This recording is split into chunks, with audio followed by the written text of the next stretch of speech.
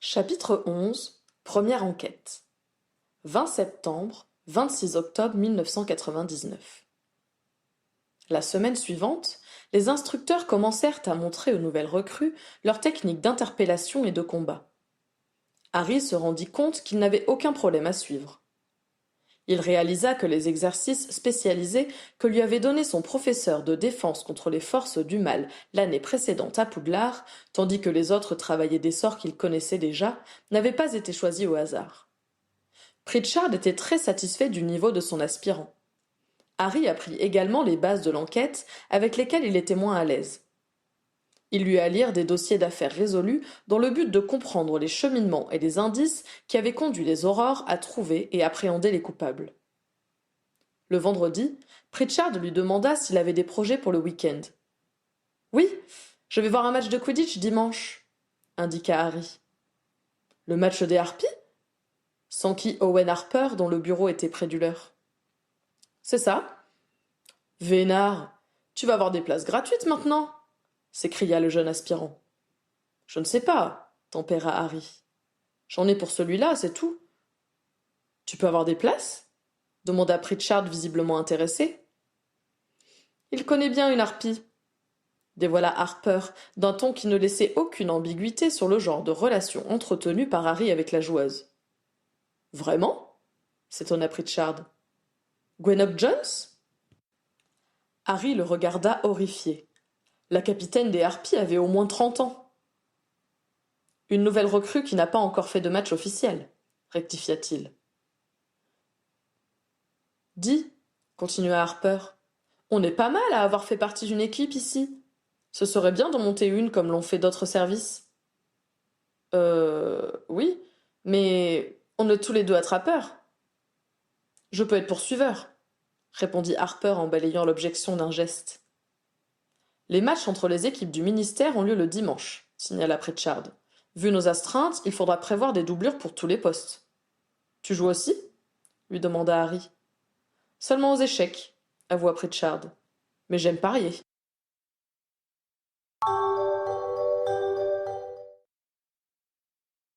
Le dernier dimanche de septembre, la famille Weasley et assimilée se rendit en cortège vers le stade de la lande d'Ilky pour voir jouer l'équipe de Ginny après le déjeuner.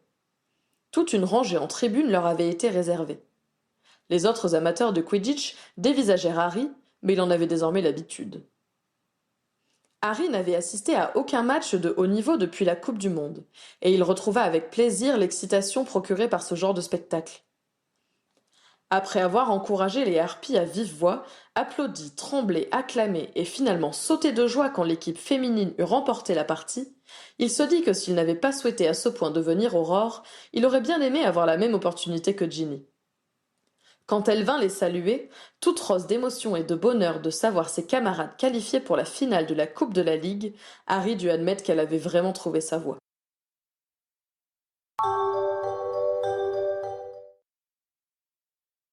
En pénétrant dans le QG des Aurores le lundi suivant, Harry se sentit presque familier des lieux. La plupart des têtes étaient connues, même s'il ne pouvait pas à toutes leur attribuer un nom, ce qui était un peu gênant, car bien entendu, tout le monde savait le sien. Son instructeur décida de commencer la semaine en lui faisant étudier une série de photographies. Ce sont des suspects que nous n'avons pas encore pu appréhender. On les soupçonne de fricoter régulièrement avec la magie noire, mais nous n'avons jamais réussi à les confondre. Si jamais tu les croises, fais gaffe à toi. Je suppose que tu as connu pire, mais ceux-là aussi pratiquent les impardonnables. Compris ? Compris. Vigilance constante. Pritchard garda le silence quelques instants. Il finit par demander. Tu as bien connu Maugré ?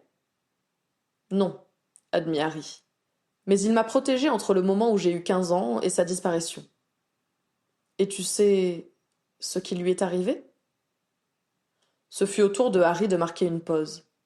À l'expression émue de son partenaire, il décida que celui-ci avait droit d'être mis au courant. Juste avant mes 17 ans, il a fallu me faire changer d'endroit.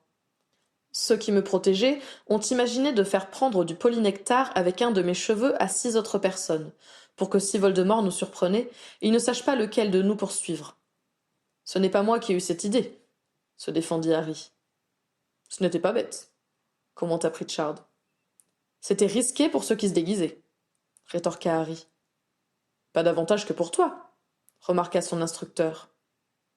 Harry laissa tomber et continua son récit. Voldemort était au courant. Il nous attendait. Il a vu 7 Harry Potter et a pensé que Maugré protégeait le bon, car c'était le meilleur. Il l'a abattu d'un sortilège de la mort. Après réflexion, Pritchard estima. Je pense qu'il a préféré finir comme ça que pris en traître une nuit par une bande d'encagoulés. Au moins ça a servi à quelque chose. Harry hocha la tête pour marquer son accord. Et c'est toi qui as récupéré son œil s'enquit Pritchard. Harry indiqua que oui, tout en se demandant comment cela se faisait que tout le monde soit au courant de sa présence au ministère de la Magie ce jour-là. Ombrage avait-elle ordonné aux Aurores d'enquêter sur cette disparition ? Je l'ai enterré dans une forêt, pour que personne ne puisse l'utiliser, précisa Harry. Son partenaire ne dit rien, mais son demi-sourire exprimait son approbation. Harry reporta son attention sur les photos qu'il devait mémoriser et fut frappé d'une idée subite. Pourquoi ne mettons pas de tabou sur les impardonnables ? Cela permettrait de repérer ceux qui les lancent, non ? À ton avis, pourquoi on ne le fait pas ? Lui répondit Pritchard du tac au tac. Harry lui lança un regard agacé. Il savait que la démarche était pédagogique, mais il préférait qu'on lui donne directement la réponse. Parce que, tant qu'à chercher tout seul, il n'avait pas besoin de se ridiculiser en avouant son ignorance. « Je sais pas, » répliqua-t-il de mauvaise grâce. « À quoi sert le tabou ?» relança patiemment son instructeur. « À trouver les gens qui prononcent un mot déterminé. » Oui, mais il ne fait pas la différence entre une formule lancée et un mot utilisé dans une conversation. Donc on aurait régulièrement de fausses alertes. On parle souvent des impardonnables ? On doit pas mal en parler en ce moment. Les gens se racontent leurs souvenirs de guerre. Je ne me vois pas débarquer dans toutes les réunions de famille. Harry réfléchit à l'argument. Mais on parle d'Imperium, de Doloris et de sortilège de la mort. Pas d'Impero dans Doloris ou d'Avada Kedavra. Tu viens de le faire. Évidemment, puisque c'est notre sujet. Et quand tonton Archibald racontera comment il a échappé à un rafleur qui criait Impero, devine qui va arriver ventre à terre. Sans compter tous ceux qui font semblant d'utiliser cette formule dans leurs jeux érotiques. Pardon ? Oui, faut sortir, mon gars.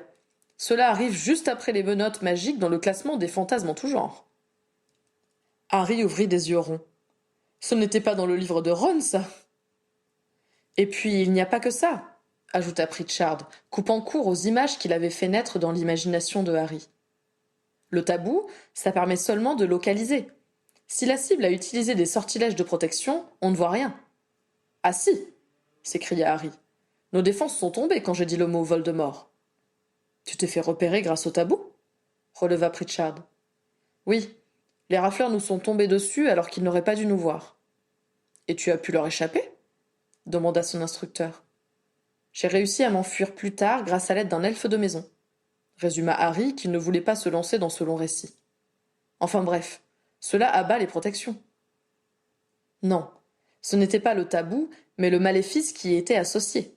Et celui-là, c'était de la magie noire, alors pas question de continuer à l'utiliser. Si on récapitule, on serait surtout appelé pour des formules prononcées sans volonté de nuire. Les mages noirs n'oublieront sûrement pas de lancer un sort de protection de manière préventive et de se donner ainsi le temps de transplaner avant que nous puissions les atteindre. Harry médita ces paroles, et ses pensées prirent un nouveau cours. Mais finalement, qu'est-ce qui différencie un sort de magie blanche d'un sort de magie noire ? Demanda-t-il. On ne vous apprend pas ça à l'école ? S'étonna Pritchard. Non, on nous enseigne les sorts qu'on a le droit d'utiliser pour se défendre, et on nous parle vaguement des autres en précisant qu'on ne doit pas s'en servir. C'est l'intention qui porte le sort qui fait la différence, lui révéla son instructeur. Il y a des sortilèges qui sont par nature noirs, comme les impardonnables. Vouloir tuer, torturer et contraindre ne peut être toléré. Ce serait pratique d'arrêter un criminel d'un simple imperium.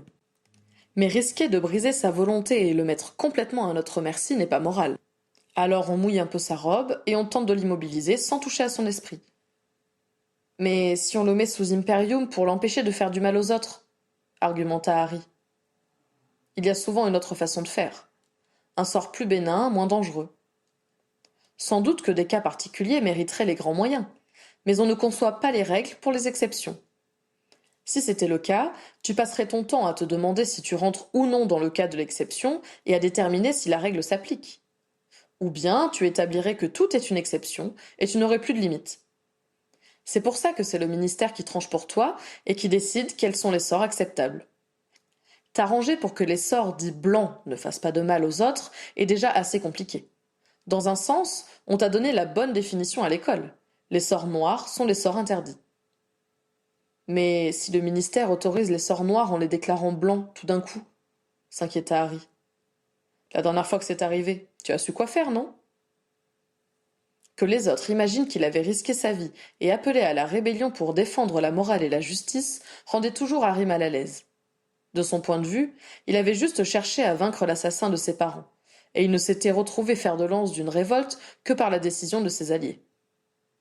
Mais on pourrait dire que se rebeller contre le ministère n'est pas moral, opposa Harry, se faisant l'avocat du diable. Je n'ai jamais dit que faire des choix était facile, rétorqua son mentor. Mais ne t'en fais pas. Jusqu'à maintenant, tu ne t'es pas trop planté.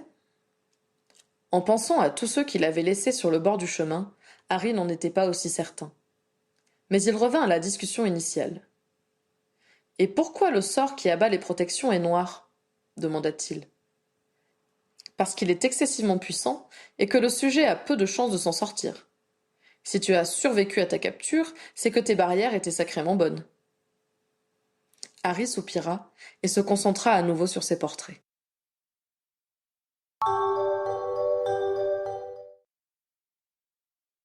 Les Harpies de Holyhead finirent la Coupe de la Ligue à la seconde place.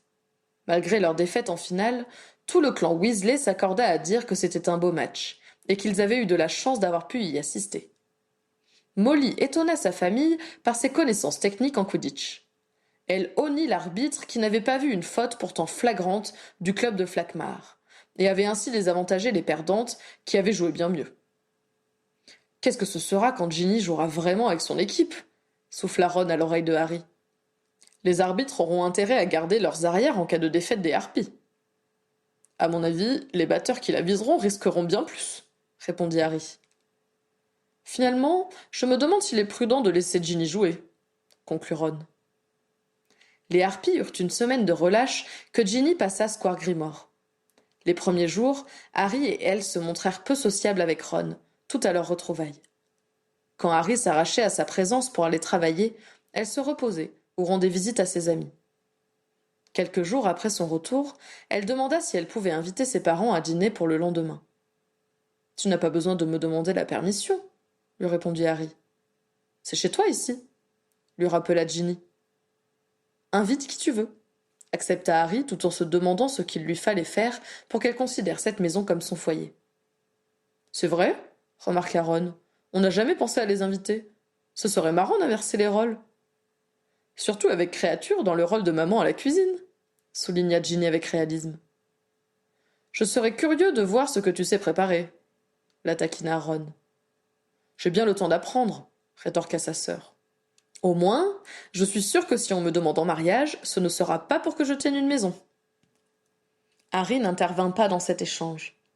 Malgré la tendresse sans conteste qu'elle lui prodiguait, il en arrivait à douter que le mariage entre un jour dans les projets de Ginny.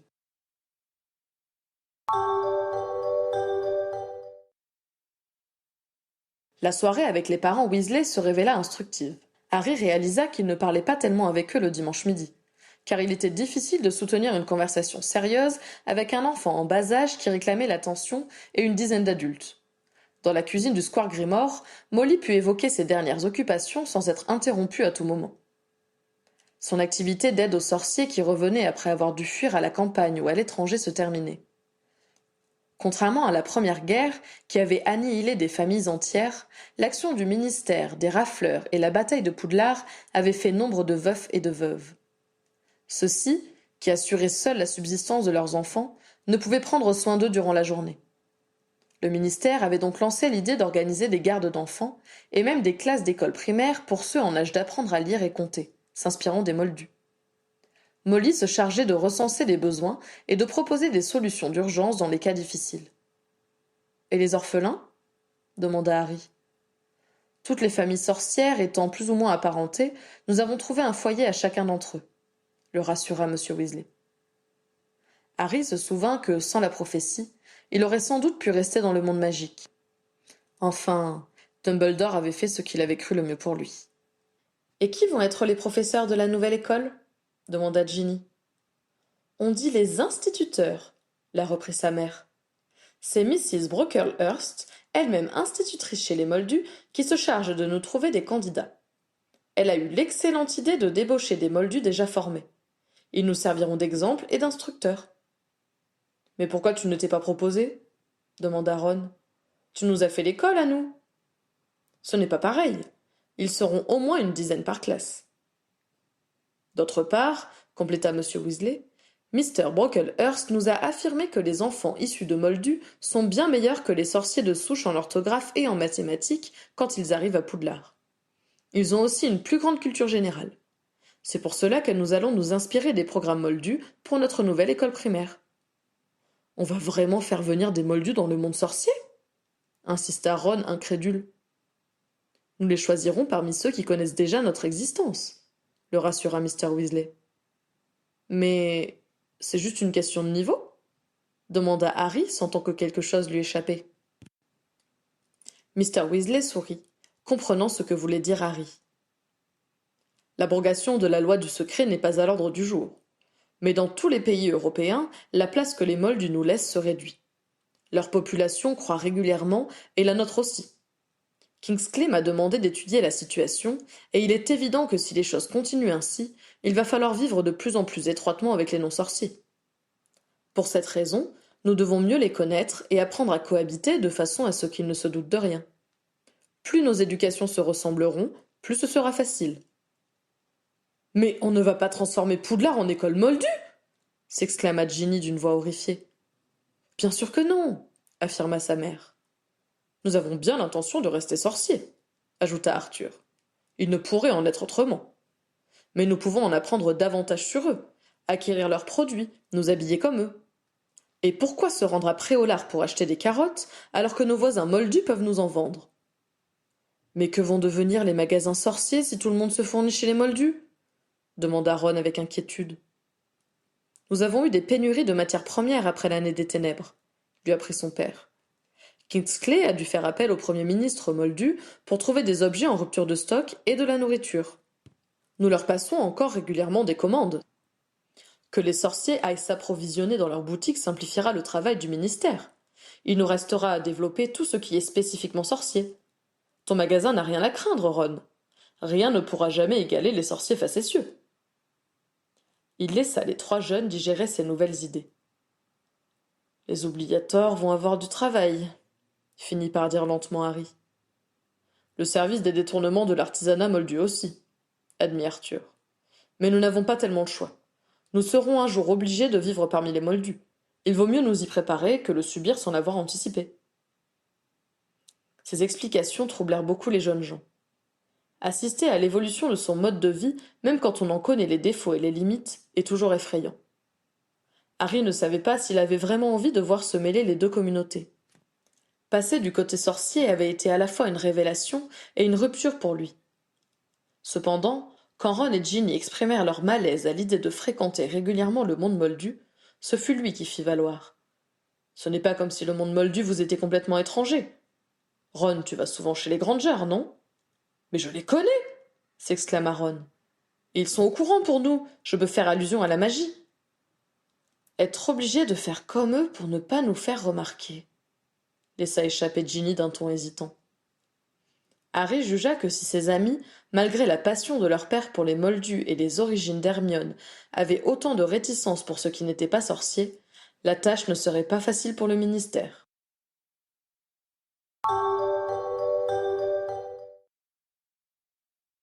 Le lendemain, Harry indiqua à Ginny. « Demain, ma promotion se réunit au pub après le boulot.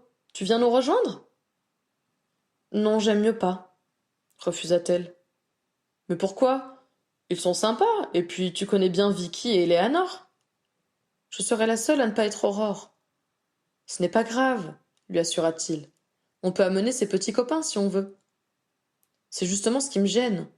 Je n'ai pas envie d'aller là-bas parce que je suis ta petite amie. Des fois, j'ai l'impression que tu as honte de moi, grogna Harry. Harry, je t'aime, mais j'ai besoin d'exister en dehors de toi. En dehors de moi, répéta Harry. Ginny soupira et précisa. Si on me voit avec toi, on va imaginer que je suis une intrigante qui s'est arrangée pour se glisser dans le lit du survivant parce que c'est le copain de son frère. Tu exagères, s'exclama Harry sincèrement choqué. Tu es jeune, riche, puissant et célèbre. Moi, je ne suis rien. Je refuse de passer pour une arriviste qui a réussi en épousant le grand héros. Je ne veux pas qu'un jour nos enfants aient honte de moi. Honte de toi? Reprit Harry ahuri. Mais enfin, les Weasley sont une famille honorable. Honorable mais pauvre, Harry. Tu ne l'avais pas remarqué? Harry laissa passer un moment pour assimiler ces nouvelles idées, puis analysa lentement. Ginny, tu ne pourras jamais être l'équivalent du survivant aux yeux des gens. Je sais, mais si je m'impose comme harpie de Holyhead avant d'être la petite copine de Harry Potter, ce sera déjà un début de légitimité. Et si ça n'arrive jamais, tu me laisseras tomber? Ginny se donna le temps de réfléchir avant de répondre. Harry la regarda, se préparant au pire. Il comprenait mieux pourquoi cette reconnaissance sociale avait une telle importance à ses yeux.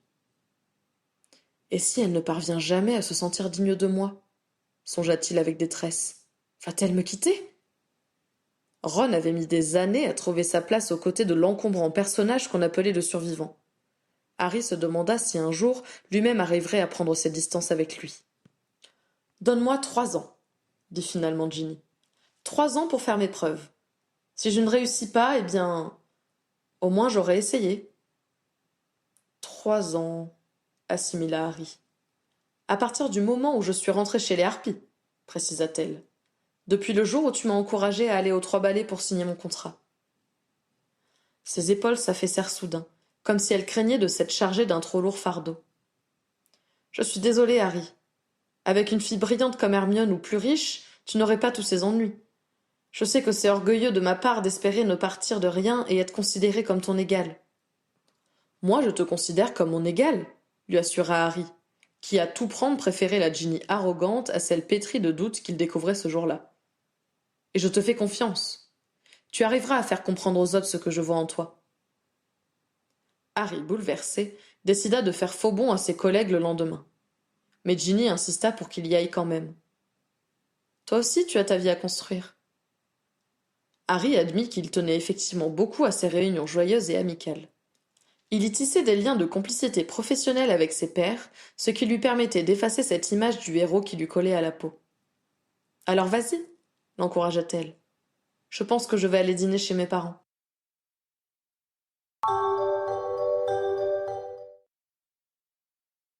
Ginny finit par repartir pour Holyhead. Les semaines qui suivirent furent difficiles, non seulement moralement, mais aussi physiquement pour Harry. Il dut désormais assurer les mêmes permanences que les autres aurores, ce qui signifiait des nuits et des dimanches passés au ministère. Il apprit à enchaîner les journées et à décaler ses heures de sommeil. Il s'efforçait d'être chez lui les jours où Ginny rentrait en échangeant ses jours de garde avec des camarades de bonne volonté. À ces occasions, il travailla avec d'autres partenaires. Il constata que ceux-ci étaient souvent très réservés en sa compagnie, comme s'ils ne savaient comment s'y prendre avec lui. Cela lui faisait apprécier à sa juste valeur la bonhomie familière de Pritchard. Fin octobre, il fut confronté à son premier cadavre dans le cadre professionnel. Fawcett arriva avec un ordre de mission. Pritchard et Potter, un médicomage nous signale une mort subite. À vous de jouer. On y va en magicobus, décida Pritchard après avoir déchiffré l'adresse. Ils sortirent par l'issue donnant sur la rue Moldu et appelèrent le véhicule. Au fait, qu'est devenu Stan Rocade? Interrogea Harry. Azkaban, répondit laconiquement son instructeur. Il était réellement mange-mort? S'enquit Harry. Il s'était toujours demandé si le receveur n'était pas sous Imperium, le jour où il l'avait désarmé dans les airs. Aucune idée, admit Pritchard. Quand on l'a arrêté la première fois, il a nié, mais ils le font tous. Tu verras, d'ici 2 ou 3 mois, tu ne croiras même plus ta propre mère. Il grimaça. Désolé, mon gars, C'est une expression. C'est bon, fit Harry. Quoi qu'il en soit, Rocade est parti avec les copains de tu sais qui quand ils ont pris Azkaban. Avait-il le choix? Certains sont plus doués que d'autres pour trouver des solutions. On a eu des droits communs qui leur ont faussé compagnie. Quand on les croisait, on les laissait dans la nature, mais on leur demandait de nous servir d'indices s'ils avaient des infos sur les mange-morts. La plupart se sont montrés réglo. On en a retrouvé d'autres chez les rafleurs et d'autres à Poudlard, comme Rocade. Pour lui, ça n'a pas fait un pli. On a eu assez de témoins pour établir qu'il n'était pas là que pour la figuration. Vous avez interrogé les gens sur place? Releva Harry. Bien sûr. Comment aurait-on pu les juger sans avancer la moindre preuve? C'est que on ne m'a rien demandé à moi, et à mes amis non plus. On t'a foutu la paix. Ordre du ministre. Harry n'eut pas à répondre, car le magicobus arriva, et toute conversation devint impossible entre le bruit et les cahots. La maison devant laquelle ils furent déposés ressemblait à un petit manoir moldu. Pierre de taille, style Tudor. Ils frappèrent, et un homme d'une 60aine d'années, au visage défait, leur ouvrit. Division des Aurores, se présenta Pritchard. Nous venons pour le décès de Mrs. Eleanor Rigby. Je suis son mari, répondit l'homme d'une voix brisée. Toutes mes condoléances, monsieur. Pouvons-nous la voir? Ils furent menés jusqu'à la chambre, où une femme sans vie, vêtue d'une chemise de nuit, était étendue livide dans un grand lit. Un sorcier à la robe verte inspectait le corps, en faisant des passes avec sa baguette. L'époux éploré les laissa, en s'excusant de ne pouvoir supporter de rester. Les deux aurores attendirent patiemment que l'homme de l'art ait fini. « Asphodèle, déclara-t-il laconiquement. Pas énormément, mais suffisant si on a le cœur fragile. Examen complémentaire? S'enquit Pritchard. Seulement si vous le demandez. On verra. Jetez un sort de conservation et suspendez le permis d'inhumer jusqu'à nouvel ordre. Ça marche, s'écria le guérisseur. Enfin, façon de parler. Harry suivit son partenaire parti à la recherche de Mr. Rigby. Celui-ci était dans la cuisine, fixant sans la voir une tasse de thé froid. Pritchard s'assit en face de lui. Mrs. Rigby est décédée d'une surdose d'asphodèle. En prenait-elle habituellement? Oui, elle souffrait de troubles nerveux. Mais c'est notre médicament habituel qui la lui a prescrite. Comment s'appelle-t-il? Après avoir noté son nom, Pritchard continua à questionner l'homme sur le traitement de son épouse, avant de déclarer. Nous devons contrôler les potions que vous avez ici. C'est la procédure. L'homme hocha machinalement la tête, puis leva les yeux vers eux. Pour la première fois, il sembla les voir pour de bon. Son expression changea quand il reconnut Harry. Mais je ne sais pas ce qui s'est passé. Pourquoi? Je vous en prie, monsieur, interrompit Pritchard. C'est une simple procédure, rien de plus. L'aspirant Potter a rejoint le corps des Aurores il y a quelques mois, n'y voyez aucune suspicion particulière. Mr. Rigby regarda Harry qui sourit nerveusement. Désolé de vous rencontrer dans ces circonstances, Mr. Rigby.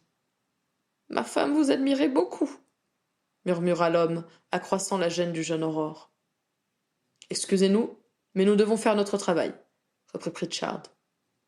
Il retourna vers la chambre et dit à Harry. Tu fais la salle de bain. Harry savait ce qu'on attendait de lui. Les semaines précédentes, lui et les autres aspirants avaient appris les sorts de recherche professionnelle. Il avait d'ailleurs pensé que cela lui aurait été bien utile dans sa quête des Horcruxes. Il pouvait maintenant désactiver les sorts de dissimulation et sonder magiquement les murs. La pièce qu'on lui avait attribuée ne cachait rien. Les flacons de potions diverses étaient soit posés sur le rebord de la baignoire, soit dans l'armoire de toilette. Il marqua soigneusement avec sa baguette les pièces qu'il rassembla. Pritchard s'était chargé de la chambre. Ils continuèrent ensuite leurs recherches au salon et à la cuisine.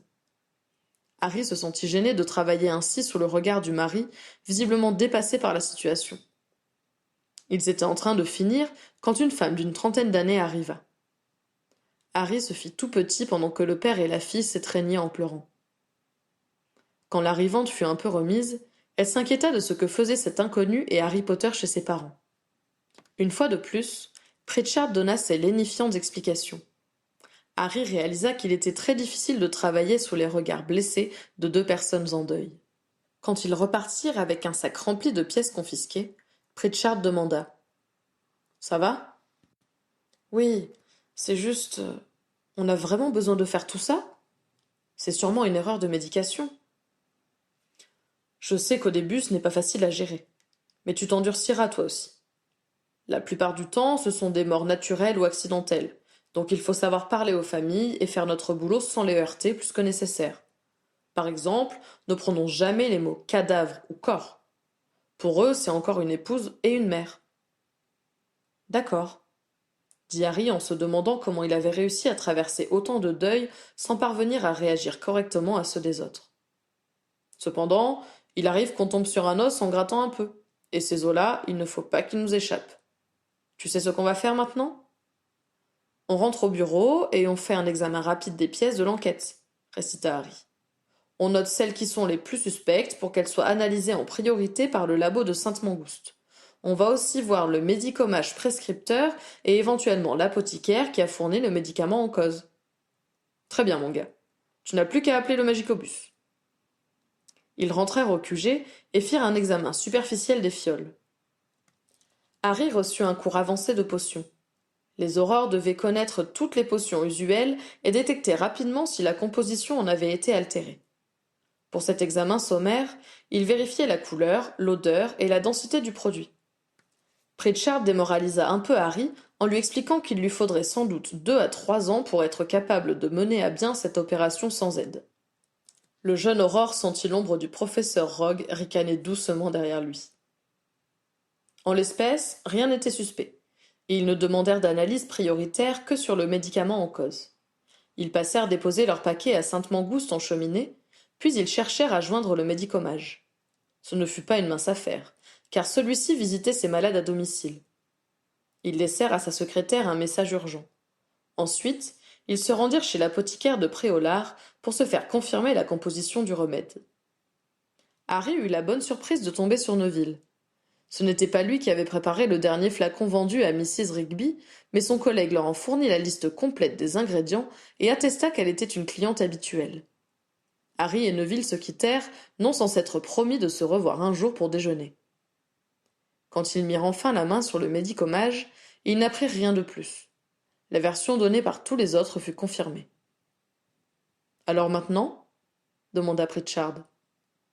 À première vue, elle a sans doute pris 2 fois son médicament. Il faut cependant faire une enquête de proximité pour déterminer si on ne l'y a pas aidé. C'est ça. D'autres éléments? Harry secoua négativement la tête. Si, le reprit son instructeur. Le préparateur nous a indiqué que ce médicament a un goût prononcé et très particulier. Ça veut dire qu'on n'a pas pu le lui administrer en douce en le mélangeant à autre chose. Il aurait fallu l'obliger à le boire. De force? S'il y avait des traces de violence sur le corps, le médico-légiste nous l'aurait dit. Donc, sous la menace ou par imperium. Un petit sort d'amnésie n'est pas à écarter non plus. Il faut que tu saches que même si on nous raconte que monsieur et madame ne s'entendaient pas ou que monsieur va devenir très riche par héritage, on a peu de chances de pouvoir le prouver. Alors on ne fait pas d'enquête? Si, on ne sait jamais. Et puis, s'il semble être un couple uni et qu'il est 3 fois plus riche qu'elle, on aura à peu près la certitude qu'on n'a pas d'assassin dans la nature. 3 jours plus tard, ils bouclaient l'enquête. Couple sans histoire, pas de grosse fortune et les potions analysées ne révélèrent rien de particulier. Harry rédigea le procès-verbal sous la houlette de son instructeur et conclut de sa plus belle écriture: Mort accidentelle par empoisonnement.